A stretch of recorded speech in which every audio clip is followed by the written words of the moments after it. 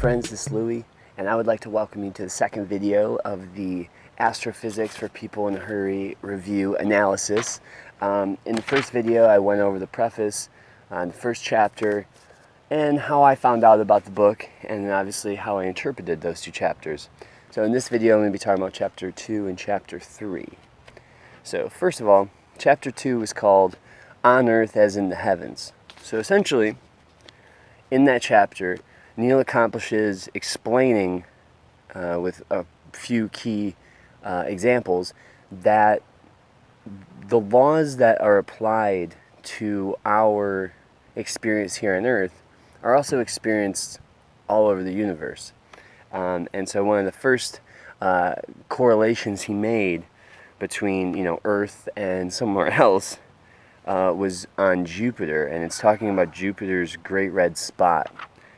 Page 42 here, it says, Jupiter's Great Red Spot, a raging anticyclone that has been going strong for at least 350 years, is driven by identical physical processes that generate storms on Earth and elsewhere in the solar system. I thought being in a tent camping during a 2-hour thunderstorm was bad. But, 350 years, that's treacherous.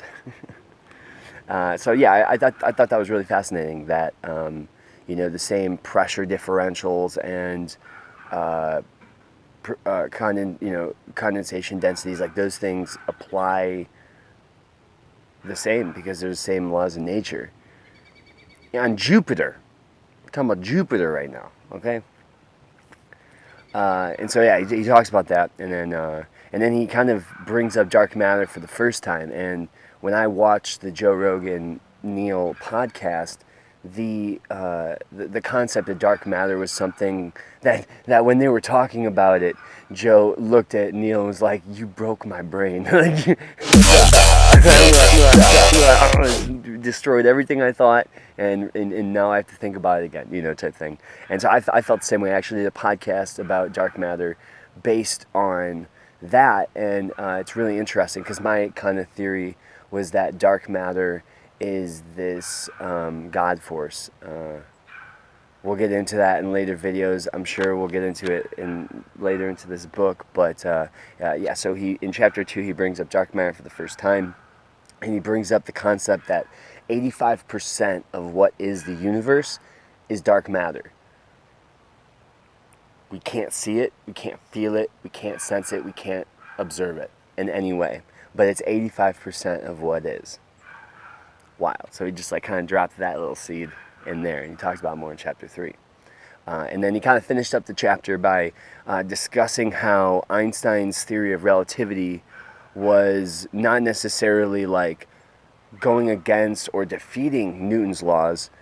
He just had evolved an equation to where on Earth his law is essentially Newton's law of gravity, but Einstein's theory of relativity encompassed the massive. So when you're talking about an entire galaxy or an entire planet or something like that. So yeah, Chapter 2 definitely accomplishes building the reader's perspective of Earth is very, very similar to other places in the universe in the sense of the physics that we experience. And then Chapter 3 is called Let There Be Light. And so now we're kind of back into the description of how the universe was created. And so he's talking about how light became a thing. And essentially, there was just free-range electrons just floating around. There's photons floating around. And essentially the whole concept is that as the universe exploded and it started to grow outward, it grew in space, thus decreasing the temperature. And as the overall temperature decreased, that is when electrons and photons, in a way, kind of lost the power to stay independent. And that's when, as the temperatures decreased, electrons and photons began to intermingle and create molecules for the very first time, which thus created sound. And necessarily it wasn't molecules that created light or sound, but it was the the nucleus, the first nuclei were formed, which is a wild concept. And then essentially began to say that, like, as the we're continuously expanding outward, and so as we're continuously expanding outward,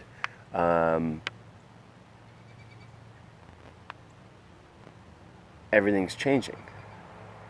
It just made me kind of think, like, maybe, physics is evolving in a way as we are continuously growing outward. I mean, I think we're experiencing pretty similar stuff, but it's kind of interesting. I just started thinking about that. But anyways, he says, okay, and so back to dark matter. He says in chapter 3, he explains dark matter again as the expansion force of the universe. The universe is continuously expanding, which is continuously cooling and thus creating collections of things. And dark matter is 85% of everything that the universe is. And it's that force that is continuing the expansion. And it's because of that expansion that molecules were able to form. And it was because molecules were able to form, cells were able to be formed. And once cells were able to be formed, then we had tissues. And those tissues started creating organs. And those organs started combining into beings. And now here we are. And here we are with 85% of all that is being something we can't yet study, but we know it's there. And we know that the gravity of dark matter impacts us. So my theory of dark matter, okay, so we're as a multi-dimensional verse, as a multiverse, we're in this dimension, but there's multiple dimensions. And being a human being is really gnarly because we get to reside in one of those dimensions. As a spirit, we're kind of all over the place. We're kind of interweaving between. That's why time isn't a thing, and that's why being a human being with space and time is fucking wild. Because the way that we can interact with space and time, because we're just in one dimensional field, but we're multi-dimensional spirits in these single-dimensional beings. So that's a whole other thing. But if there's multiple universes,